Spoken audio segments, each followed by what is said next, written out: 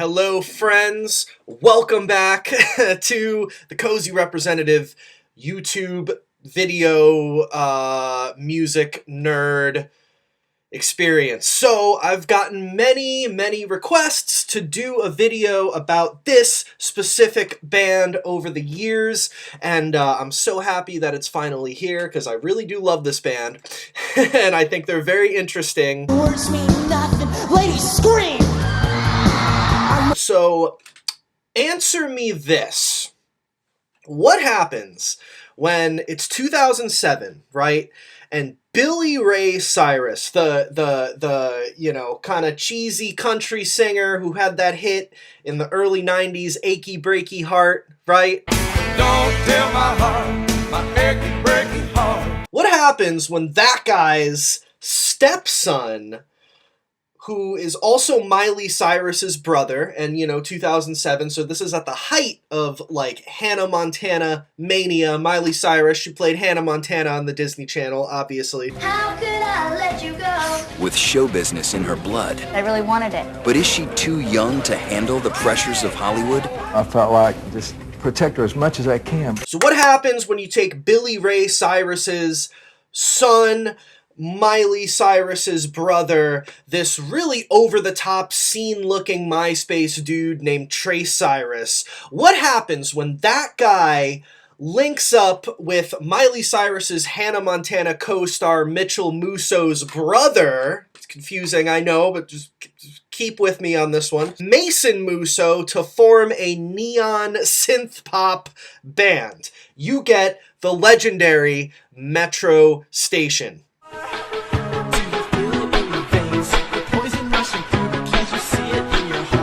Still there for you. I can't take this, I don't like it. I don't know where you are. She's dancing at the disco. It's the classic story. They blew up on MySpace, really quickly got signed to a really big major label, and on their first record scored a gigantic smash radio hit single, MTV hit with the song Shake It, you know?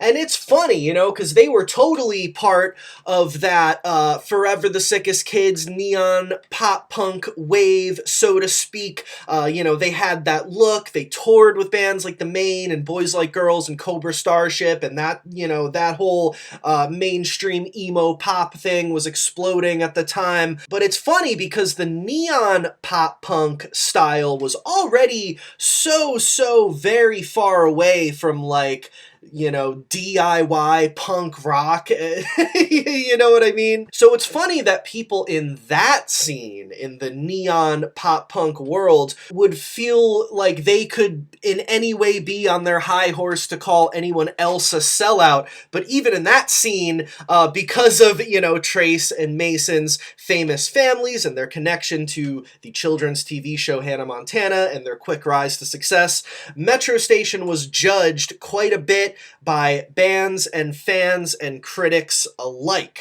They're definitely looked back on as somewhat of a one-hit wonder, somewhat of a cheesy shit stain on the whole emo pop movement, but nonetheless, I think their first album was actually pretty damn good. We're gonna get more into that, and at first, you know, for the young Metro Station, it looked like they had this fantastic start on paper, right? As a band, a perfect launching point for a long, triumphant career full of much more fame and fortune to come. But this was not the case. After the original Metro Station explosion in around 2008 or so, Trace Cyrus and Mason Musso have gone through pretty much every single cliche rock and roll, you know, story possible, right? Their history is kind of a lot like that movie Walk Hard, the Dewey Cox story, you know?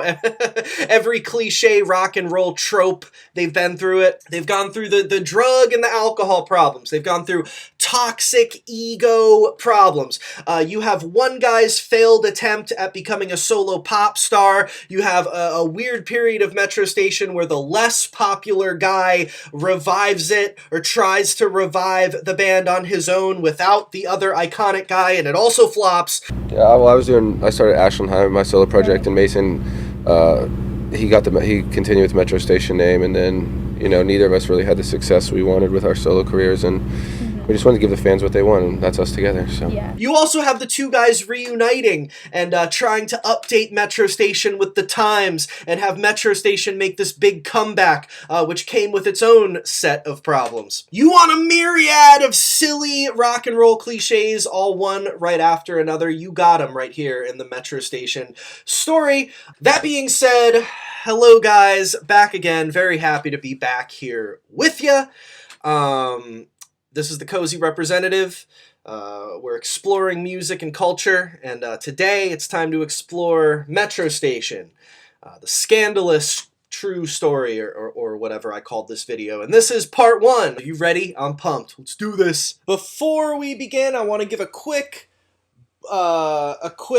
yet gargantuan thank you to the names you see on the screen right now. Everyone who supports this channel over on Patreon, y'all are the real MVPs. Thank you so much. You keep this train a-rolling. If you want to help support the Cozy Representative and keep me in business, as it were, you can head on down... Oh, and get some bonus content as well.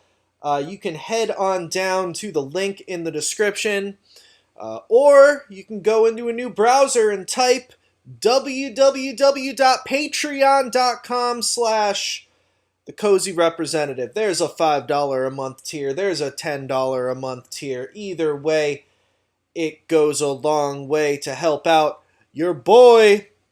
And once again, thank you to these lovely people for supporting. And with that, onwards with the Metro Station story. Let's go! So, before we get into the band, the real origins of Metro Station actually begin with some wholesome upbringings in Middle America, believe it or not, in the Bible Belt. Mason Musso spent his formative years growing up around Dallas, Texas, according to his interview on the Freedom Pact podcast in 2022, which I listened to. His upbringing was super Christian. He grew up attending those giant mega churches in Texas where there's like an arcade and a skate park in the church. He says that's where he got his start playing music. Actually, playing guitar came from him playing in his church. Cyrus had a similar wholesome upbringing with good old-fashioned Christian, I guess conservative family values. Only just a few states over from Mason growing up. Trace was born in Ashland, Kentucky under the name, this is his birth name, Neil Timothy Helson. When he was 4, so Billy Ray Cyrus is not his biological father, and so Billy Ray was not in the picture yet. When Trace was 4, his mom, Tish, left Trace's biological father and married major country music star Billy Ray Cyrus, who adopted little Neil Timothy Helson, and that kid's name was changed to Trace Dempsey Cyrus. What kind of advice did your father, Billy Ray Cyrus, give you about the biz? I don't think it was more the advice he gave me as much as I studied him. He was like, he was my teacher. I remember, I'll never forget, I was walking through a casino with him, and I had to be like 12 or 13 years old, and I was going up to my own hotel room at the casino, you know, little kid walking through the casino. My dad's going back to the bus, and I remember him telling me, he was like, he calls me Traz. He was like, Traz, you're going to learn more on this tour than you will your whole next year of school. And like, I didn't know what he meant at the time, you know, and now that I'm grown up, like I think back at all the, you know, when I'm at these gigs, when I'm with my fans, like I think about how my dad did it. My dad would never leave the venue until he signed every autograph and took every picture, and I'm like, that's what I respect. So if I can be like that and be like my dad, then I feel like I'm going to have a career for the rest of my life, you know? So that's what I'm shooting for. Now, I think all of this is a pretty interesting tidbit about the origins of Metro Station, because when you look at pictures of Metro Station or classic Metro Station music videos or read their lyrics or all of that, you know, I don't think your mind would directly go to wholesome, church-going, Bible Belt, conservative American upbringing. You know what I mean? But alas, those are the true roots of Metro Station. Were you shocked by the machine here in LA at all? Yeah, I didn't know what to expect. I hadn't been to LA except on the road with my dad, and that was just passing through. And first of all, what I realized about LA is I was exposed to so many, even bad things, you know, partying, girls, drugs, drinking, like shit that in Franklin you would never have. You know, it's just the Bible Belt. It's all about, you know, positive Christian outlook on life. And, you know, I still have a lot of those same beliefs, but when I got sent to California, it was just like a whirlwind of like craziness. And I don't know, I always tell people, I'm like, Hollywood's a dangerous place, man. It's dangerous as hell. And you know, luckily I made it out of Hollywood, because I feel like if I would have stayed in this town, I feel like it would have ate me alive. I feel like I would have lost everything good that I had in myself. You know, it's a great place to live here, but it's very easy to get overwhelmed into the Hollywood glamour lifestyle, I feel like. It's also surprising how similar Mason and Trace's individual stories are. Check this out. They really are like brothers from another mother, you know what I mean? Around 2005, Mason's brother Mitchell Musso landed a big acting role playing Oliver Akin on the Disney Channel children's comedy series Hannah Montana, causing the Musso family to relocate to Burbank, California. At the same time, Trace's younger sister or stepsister or whatever, and Billy Ray Cyrus's daughter, Miley Cyrus, scored the lead role on the very same Disney Channel children's series, Hannah Montana. She was Hannah Montana, and that is what led to Miley's brother Trace and Mitchell's brother Mason fatefully meeting on the set of Hannah Montana. You probably already know, called Hannah Montana. My sister's Miley Cyrus, his brother is Mitchell Musso. And our siblings were friends, and he passed on a CD of his to my parents, and they passed it on to me. And I really fell in love with the music, and I loved it a lot. And I went down to the set of Hannah Montana just strictly to meet Mason. And that weekend I went to his house, and you know, it was the first time that we were kind of, you know, not in our parents' supervision, and we were just hanging out as friends, and you know, we recorded our first song, and you know, we really connected. So, Trace and Mason linked up. They start writing a little bit. They begin looking for other musicians to join their group when Trace Cyrus, through the power of MySpace was all the rage at the time, so through the power of MySpace, Trace came across a really talented songwriter, producer guy named Blake Healy. Then it wasn't until really we met Blake, I found him on MySpace. He was in a band called Synthetic Joy with a female vocalist, and he was making all the music, and you know, he was basically like the producer. And I messaged him just telling him how much I love the music, seeing if he's interested in like being a synth player in a band or anything. And and I said no. He said no. He said I got big things going on with the band I'm in, and you know, we're going places, so it's all good. But you know, if you want to, we can collaborate on a song just this one time. So we were going to collaborate on a song, me, Mason, and Blake, and we ended up creating a song called 17 Forever.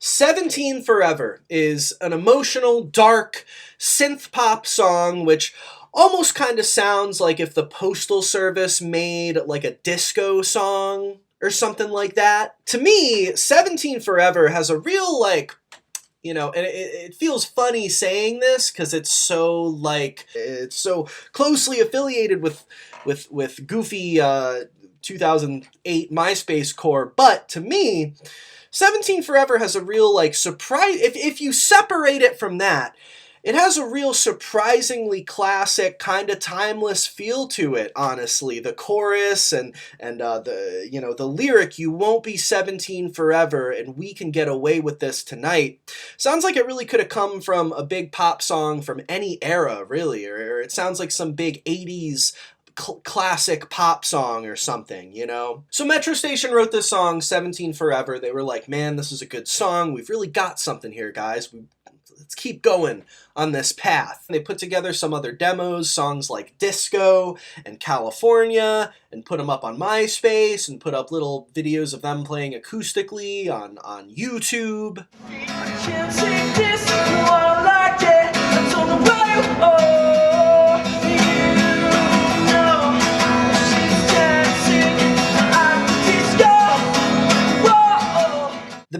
was a three-piece at this point in time. Trace and Mason both sharing vocal duties and playing guitar, with Blake Healy on synths and programming. They were very, very authentically MySpace at this point, reminiscent of similar MySpace era synth pop groups like Old School A Rocket to the Moon, or Play Radio Play. You could even compare this stuff to like Nicosaur. Around this time, they started playing local shows around LA. Here's a cool clip of them. This early three-piece kind of lo-fi metro station. Here's a cool clip of them playing in a coffee shop around this time, back in '06.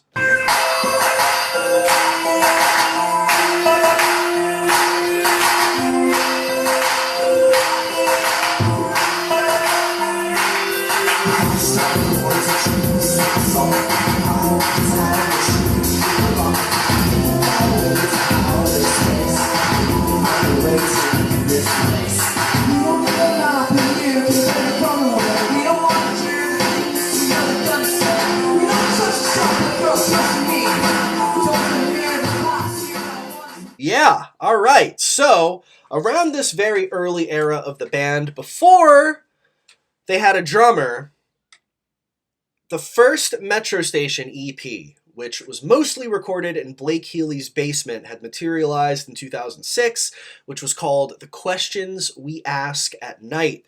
What do you say we leave for California if we travel all night? We can make it by the morning and no one else will know if we decide to go. What do you say we leave for California? This EP is definitely a bit obscure. There's not a whole ton of information I've been able to easily come across online about it. I usually try not to quote Wikipedia in these videos if there's not like a source attached to it, you know what I mean? Because who the fuck knows, you know. Anyway, but here's what it said. There's very little information about this EP, and this little paragraph that's on Wikipedia is on like every other website that you click on when you look up this EP. Look for yourselves, I promise. So here's what the internet has to say. The Questions We Ask at Night is an EP by American pop rock band Metro Station, which was released independently. It leaked onto the internet via blogs and BitTorrent in 2006, but due to the minimal success online, the band did not take action to remove the leaked versions. Few copies of the EP were ever made due to the minimal demand for the band's music at the time of the EP's release. Interesting. Again, I don't know how true that is.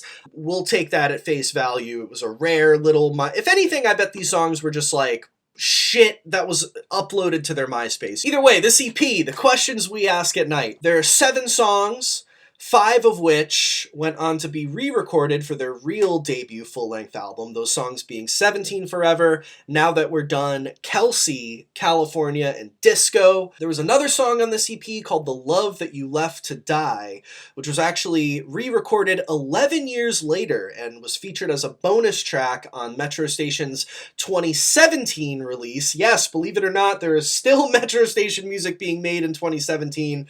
We'll get there. But on the Bury Me, My Love EP, they re-recorded this song for it, which I think is pretty cool. So this EP is actually really cool musically. I think it's a real, you know, if you're like me, I think a lot of people who watch this channel, you know, we grew up in the MySpace era. So this sound that they had on this EP and the general vibe and aesthetic they had going on is real, you know, it's a real authentic relic of that era in the same way that like Never Shout Never is that old stuff or stuff I was mentioning like Old A Rocket to the Moon or Nicosaur. Real authentic to the era, and I think that with Metro Station's music, there's more than what meets the eye in terms of their influences going into it, that I think actually made them really cool and made this EP really cool. Metro Station's infectious pop hooks and their unique musical blend of influences from the Postal Service, and I gotta say the Postal Service again because Trey Cyrus literally name drops the Postal Service in like every single interview around this time. They had a unique blend of the Postal Service meets like Depeche Mode and a whole bunch of 80s new wave. And then Blake Healy seems kind of just like a straight up pop guy who also loves a hearty dose of new wave and goth and New Order and Depeche Mode and all that. The combination of all this resulted in Metro Station's own signature, like dark, nighttime, slick, party, youthful dance pop. Bands like Depeche Mode, New Order, OMD from the 80s.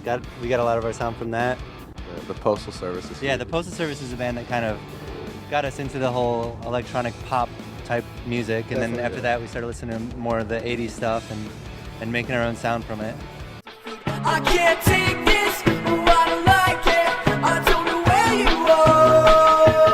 You know, she's dancing at the disco. Whoa, she's dying on the dance floor. Anyway, not long after this EP was released or leaked onto the internet or whatever the hell, their songs started blowing up on MySpace around late 06, early 07, specifically the MySpace Unsigned Artists chart, which was a kind of a big deal at the time. It's kind of like how, you know, what TikTok is now, and songs start blowing up on there, dances and whatever. That was like the MySpace Unsigned Artist chart. Metro Station started blowing up on there, which began attracting label attention. And around this time, the band added their friend Anthony Improgo as the drummer, making Metro Station a solidified 4-piece live band ready for touring, ready for shows, ready to fucking take the world by the balls and rock and roll and blow the fuck up. And at this time, they started blowing up on MySpace, and, you know, they were young and excited, and the sky was truly the limit for Metro Station. Trey Cyrus, I'm Blake Healy from Metro Station. For all you Californians, this is what Times Square looks like. About to get you guys on. Be in there soon enough. So, in the spring and into the summer of 2007, the young, bright-eyed, and bushy-tailed Metro Station went into the studio with superstar neon producers Sam and Sluggo, aka Sam Hollander and Dave Katz. Those guys worked with all of these sugary neon pop bands during this time. Boys Like Girls, We the Kings, Cobra Starship, etc., etc. If you've watched any of my last few videos, these guys always come up because they worked with all of these neon pop bands. Anyway, so Metro Station goes into the studio with them. Metro Station also recorded their song Kelsey with Motion City Soundtrack members Josh Kane and Justin Pierre behind the boards, which is pretty interesting. Hi guys, what's up? We're in day 2 of the studio today.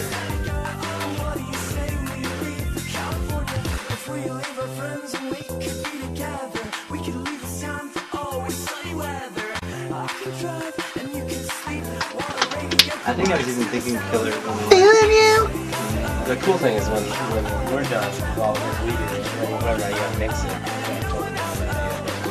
Oh yeah, that's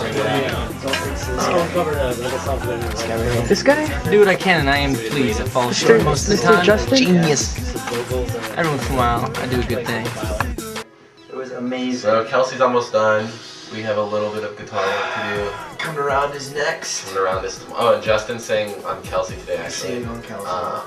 Which I'm actually tight. And so tomorrow is Coming Around, and Really excited. We hope you guys are excited. Look at me and Mason. No.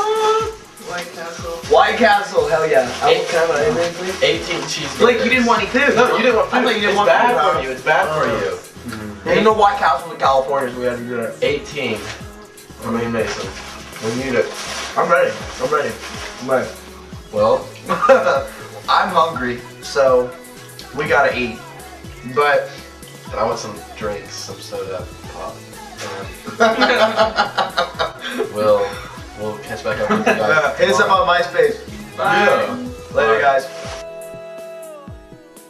Like I was saying, the group's early demos had begun blowing up online before they went in to record their record. They were just burning up the MySpace charts, and they had amassed more than 1.7 million song plays on their MySpace at that point when they went in to record their album. In the summer of '07, Alternative Press named them one of 22 underground bands who likely won't stay underground for long. Teen Vogue magazine also named them the best new unsigned artist in April of 2007. And because of the increasing hype behind Metro Station, the boys, who were literally like 18 years old around, give or take at this time, they inked a record deal with major label Columbia Records, as well as a record label called Red Ink. They were, you know, fucking big shit now. Big dick energy. They were on a major label. Metro Station was in the building, and through Columbia Records, their debut self-titled full-length record, Metro Station, was officially released on September 18th of 2007, and from there it was off to the fucking races. Like, so, since I didn't do it last problem, I know the highs. Come on, Antonio. Okay, we're on the search for our CD. We should have. Those are our friends. Where are they at? Give them a shout out. This is Ocean City. They're on tour. We're going to go on tour with them next month. And they produced 2 of our songs. Where are we getting it now? Oh! I like that. Look at that. Thanks, Wes. Thank you very much. We should get Wes into this tour block. You're going to be famous. You're going to be famous. First one. This is us for the next, year. This is what represents us. Dude, I found it. Discount items, Metro Station. Nobody wanted it. Do you want to know something really awesome? That's us. Is it? Yeah.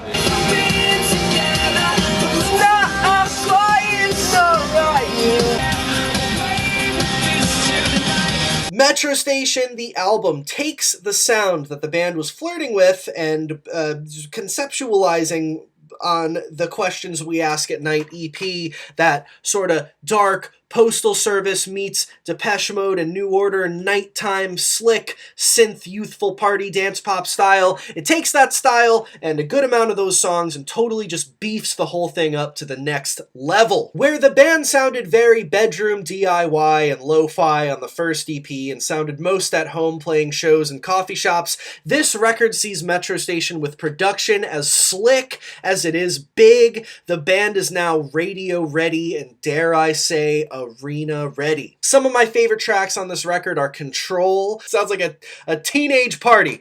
Kelsey, the song, might be my personal favorite song on this record. Just a massive, super well written, heartfelt pop track. It's almost like an arena power ballad, sorta. There's a lot of hidden bangers on this record. Wish We Were Older has always been a favorite of mine. I've had friends throughout the years who don't really like the oh chorus, and they think that that's a little annoying, but personally, I love it.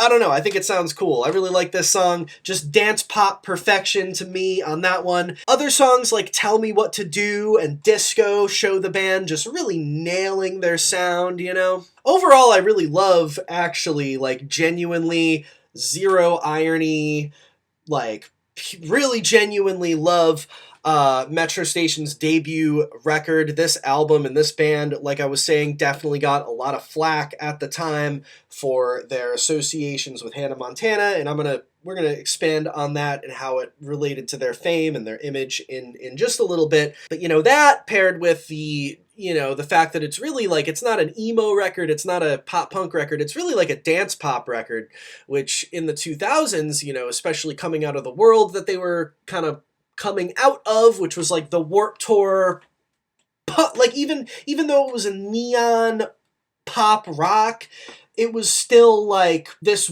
you know, they were still kind of coming out of this world that was that was supposed to be rooted in punk, and like pop wasn't cool, but they were this like really unapologetic like arena pop band, you know? So they got flack for their songs being cheesy or whatever. But honestly, I'm gonna keep it fucking real with you guys. Now, in 2023, looking back, I honestly think Metro Station's debut aged a lot better than a lot of other records which came out in the Warped Tour neon pop wave around this time, to be honest. So another thing I wanted to mention just about the band Metro Station, if you start peeling back the onion of Metro Station, right, the band, and the members, especially here on their debut album and in this era, you start to get a feel for what their musical dynamic is, what their individual roles are as musicians within the band Metro Station. Musically speaking, as far as I can tell, Mason Musso and keyboardist Blake Healy really were the band. You know what I'm saying? Mason Musso actually has a really genuinely fucking great singing voice. Like, the guy doesn't need auto-tune. He can belt really well. He has a great vocal tone for the genre that they're in.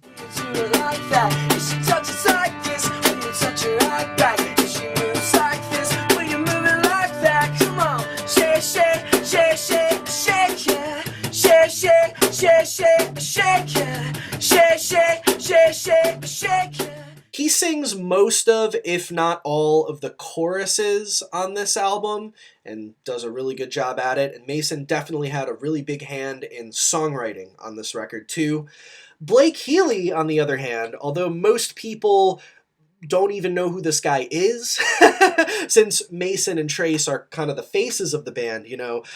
Blake, from what I understand, also had a lot to do with the bulk of the songwriting on this album. He had a lot to do with the writing of the song 17 Forever, which was a very defining song for Metro Station. He was also responsible for all of the electronic elements in Metro Station at this time, which was another huge defining factor in their sound. So without Blake, you know, I don't think Metro Station wouldn't have been Metro Station. You know what I'm saying? Cyrus, on the other hand. So look. Are young, I'm scared. You're wise beyond your years, but I don't care. Trace, musically speaking, and again, I really mean no disrespect here. Please don't beat me up, Trace, if you see this. I just gotta keep it real. I gotta keep it 100. Trace was definitely the most musically untalented guy in the band. It's true. While Mason had a great voice and would sing most of the choruses, Trace would sing, in air quotes, most of the verses on this album. And he definitely, I mean, just to try to be diplomatic, he definitely could not sing properly at this point in time. Let's put it that way. It's almost like he couldn't sing the proper way, so he just like, instead of like learning how to sing for real, he just like invented his own style of singing, so to speak. It resulted in this like sort of hushed whisper sing type thing. He was doing this like, I've been a minute and meet you at the front door. At the front door. Like, it was almost like Jeffree Star. Like, remember Jeffree Star's music? It was like Jeffree Star vocal style. I don't know what that was, but that's what Trace did. Jeffree Star, internet royalty. It's almost like rapping or like whisper rapping or something, but also like trying to be like sexy and sensual, you know? I mean, Trace's vocal style, it's interesting, I guess, and it definitely in itself became, you know, for better or for worse, became a staple of Metro Station's style, but it definitely sounded goofy. But, guys, musical talent and ability aside, Cyrus was still incredibly integral to Metro Station as a whole. It wouldn't have been Metro Station without him either, because I'm just gonna say it, the dude is low-key an icon. Let's be real. Cyrus, low-key icon. He was pretty much the front man of the band. You know, he was the most recognizable. He's Miley Cyrus's brother, for Christ's sake. And just look at him. Just look at him. Just look at the dude. He's a star. He looks like a fucking... He's one of those dudes you just want to look at, you know? The dude had real star power. You know, just fucking look at the guy. He's like the Flavor Flav of Metro Station. You know what I'm saying? He's the hype man. Is he the most talented guy in the band? God, no. But everyone knows him. People just automatically freak out over him. He genuinely gets people hyped up just by being there. He looks fucking cool. He's very essential in the bigger picture of the band Metro Station. If you want to, like, make it in a band, you should have a guy like Trey Cyrus.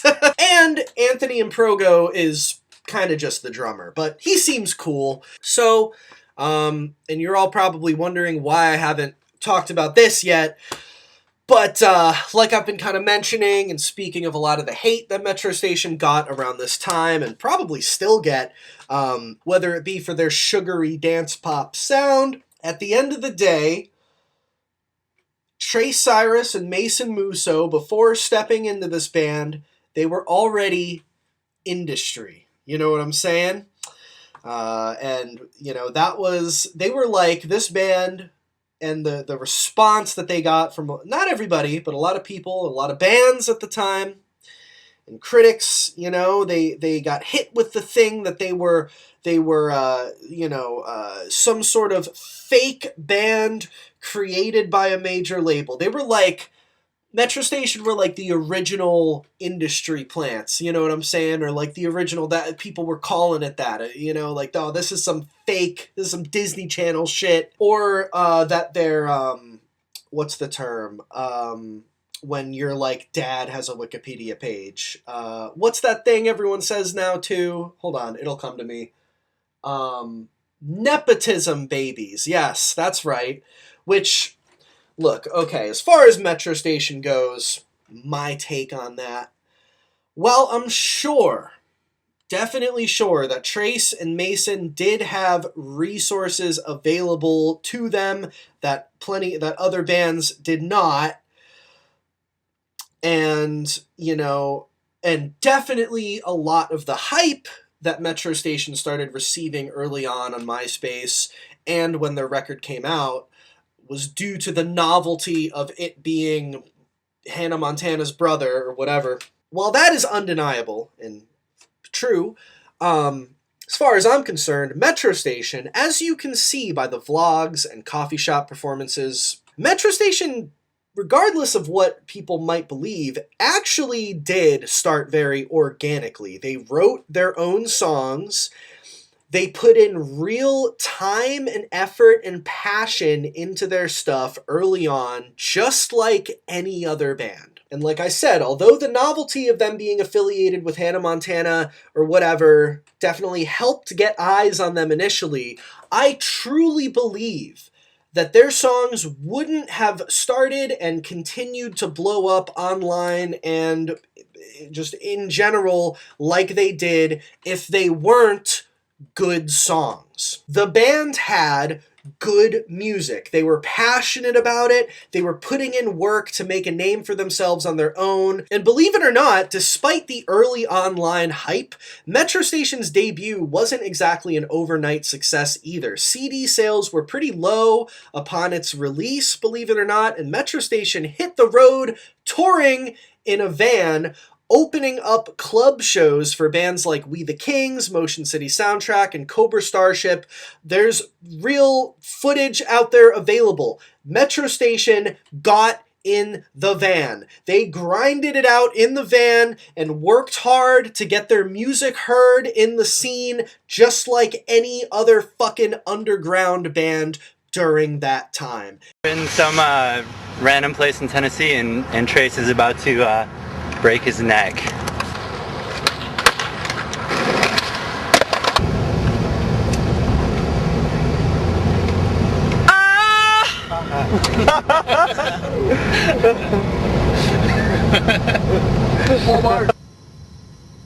That's a competition. Oh, what's up, dude? That's a good one. What's up, You got a little camcorder? Still too small. Give it some love. Give it some love. What's up, dude? She said, let's change our luck. This night is all we've got. Yeah, Trey Cyrus may have had like a fucking debit card preloaded by Billy Ray to get himself food that like other bands were probably starving. But, you know, I'm not fully saying that they didn't have help from the family shit, but I really believe that they were more real and more organic than people probably would like to give them credit for. That's all I wanted to say on that matter. You know what I'm saying? But at the end of the day, like I was saying, they got in the van, they grinded, they wrote their own shit. You know what I'm saying? Some of them actually had real talent. So like I said, while sales were slow for the Metro Station debut album initially in late 2007, the band started off 2008 heading out on the last kind of smaller tour that the band would ever go on, which was the Bamboozle Road Show with Armor for Sleep and Saves the Day. Very cred bands right there. Well, Armor for Sleep weren't a cred band at the time. They are now. Now they've been appointed a cred band, but at the time they were still kind of new and weren't, you know, but Saves the Day, cred band. Anyway, as far as Metro Station is concerned, everything would change for Metro Station when their song Shake It would be released as a single on April 1st of 2008, and no, you know, despite being put out on April 1st, this was no fucking joke, because this song changed these dudes' lives. So you see, the songs Kelsey and Control, respectively, were previously put out as singles, but achieved very little success, believe it or not. But Shake It was somewhat of an overnight mainstream success. Everything that Metro Station had been working for up to that point had come to a head, and the stars aligned, lightning struck, and the song totally blew up. It peaked at number 10 on the Billboard Hot 100, which is some big shit. The music video was all over MTV. It started hitting the radio all the time. It eventually became a double platinum single here in the States, which is over 2 million copies sold. It blew the fuck up.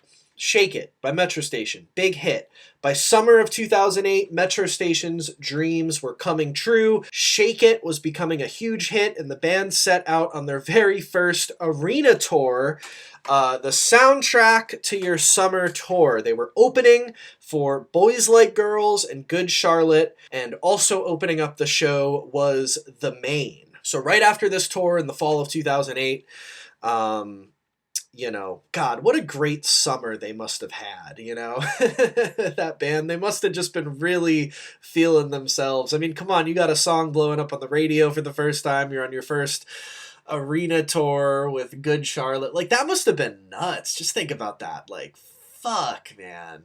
That must have been crazy. Anyway, right after this tour in fall of 2008, Metro Station did their first headlining club tour called, and this is like the most 2008 tour of all time, it was called the Disco Balls and Blow Up Dolls Tour, with one of the, dare I say, one of the most based lineups in history as far as neon pop goes. Get this, Metro Station, Swayze, Tyga, who was on Decadence Records at the time, and Cash Cash. It's a party in your bedroom all night long. Dude, oh, what a fucking tour. As far as I can tell, my friends, after the summer of 2008, when Shake It blew up and became a hit, something changed. In their interviews in 2009, which at this point, let's call it post-fame, compared to the interviews and footage of them in 2007, let's call that pre-fame, there's a difference. There's a difference in their demeanor, in the way they, not only just the way they look aesthetically, but just there's a difference in their general vibe that they give off. You know what I'm saying?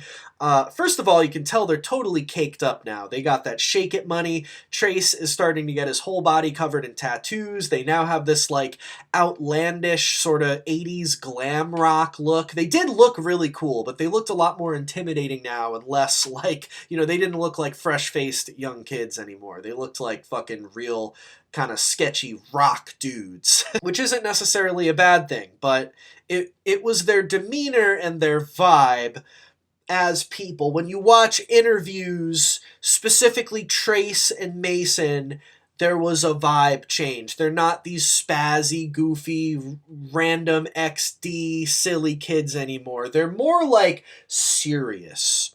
Like more deadpan faces. They don't laugh as much. They're not silly, you know, they're stoic and more like kind of standoffish. To be blunt, to me, they have a lot more of like this delusional Hollywood cokehead vibe by the time 2009 rolled around. For all intents and purposes, I do want to say, I do not know what substances they may or may not have been using at this point, and we're going to revisit the partying habits of Metro Station in the part 2. But I'll just say for now, these guys looked like they were doing some partying, for better or for worse. They seem more standoffish, their vibe is a little shadier. In the fall of 2009, Metro Station embarked on what was definitely their biggest tour up to that point, and they were opening for Trace's sister, Miley Cyrus, on her Wonder World tour, playing arenas. And this was like the height of not only the Hannah Montana TV show, but this was the height of like Party in the USA and the Miley Cyrus Breakout album, I think it was called. So this was like Miley was starting to step in to her own role as Miley Cyrus, not just Hannah Montana. And the Party in the USA song was just absolutely massive. So this was, you know, a real peak for her, and Metro Station were right along on the ride, opening for her tour. And I would like to say that, you know, again, going back to the nepotism baby allegations, you know, Metro Station waited until they had their own hit before they went on tour with Miley. They could have went on tour with Miley or Billy Ray immediately, but if you look at the timeline, Shake It was already big on its own. They kind of waited to make a name for themselves, which I don't know. I commend that a bit, you know. I don't know about you guys, but that to me is like, all right, that's cool. That's cool. Now they've done the work themselves. They got in the van. Now they can go on tour with Miley. Anyways, although on paper it might have looked like all was going great for the band, this is actually where the original Metro Station story totally starts to unravel. The Miley Cyrus tour began on September 14th of 2009 and carried on all the way until December 29th, with Metro Station opening for all dates. However, on November 15th, right smack dab in the middle of the tour, halfway through the tour, Metro Station keyboardist Blake Healy tweeted the following: "The rumors are true. I'm not in Metro Station anymore. Oh my God." Trace Cyrus tweeted a few days later, "For anyone wondering, Metro Station has no new member. We are now a 3-piece band. Sadly, our original keyboard player just bailed on us one day and left. Luckily, our good friend Kenny has been temporarily filling in." So, crazy stuff. As I was saying, Blake Healy was a big part of the sound and style of the band and all that. In an interview with Alter the Press, while the band was still on the Miley Cyrus tour, they said the following in regards to Blake's departure. Mason says he's getting married right now, and he felt that he really needed to focus on his marriage. Trace says, "It was definitely a shock for us. We never expected it, but the road takes a toll on your mind and your body. I think he had all he could take. We all lose our minds at some point on the road, and I think he finally lost his. He needed to go home and clear his head." So, I don't know about you guys, and this is all just speculation from me, but I have trouble believing that there was no big fight or falling out of sorts between Blake and the rest of Metro Station if he seemingly just bailed on them in the middle of this giant tour. It's in the middle of a tour. Like in any of these videos that I've done and covered with these bands, whenever somebody leaves a band in the middle of a tour, that's never good. I feel like, and again, who knows, but I feel like if everything truly is amicable, you would wait until the end of the tour. Or, the thing that's really telling to me is that Trace's initial tweet about this just seemed pretty passive aggressive. He just bailed, I don't know, man. It's a little sketchy. However, in the same interview with Alter the Press that I just read from, the band announces plans for a second record to be recorded in early 2010 and to be released in spring of 2010, and they describe the sound of the upcoming record as dark dance club music. So it seems like they had intentions of carrying on full steam ahead without Blake. Unfortunately, I have yet another reason to believe that there was more trouble in emo pop paradise on this Miley Cyrus tour, because right at the end of the Miley Cyrus tour, on December 26th of 2009, drummer Anthony Improgo left the band too. Trey Cyrus tweeted, "And then there were two," implying that Metro Station was just him and Mason now. Anthony Improgo tweeted, "Thank you for the 3 years. You will always be my boys." I'm unsure if that means that Trace and Mason will always be his boys, or if the fans of Metro Station will always be his boys, or what. But either way, I don't know what happened. I don't know what was in the water on the Miley Cyrus Wonderworld tour in the last quarter of 2009. But whatever it was, it absolutely broke Metro Station. In early 2010, however, Trace and Mason were set on continuing on as a duo and apparently began work on a second album. That was until March of 2020 when Trace Cyrus tweeted the following: "Unfortunately, Metro Station is no longer together. We had an amazing run, toured the world, and I loved every minute. I will be releasing my own music very soon with a new band name. I'm excited for this new path in my life, but sad to say goodbye to Metro Station." Truly heartbreaking, and with that, the OG era of Metro Station was gone for good. It was rumored at the time that the breakup of the band was caused by internal disputes between members, falling outs, if you will, between band members.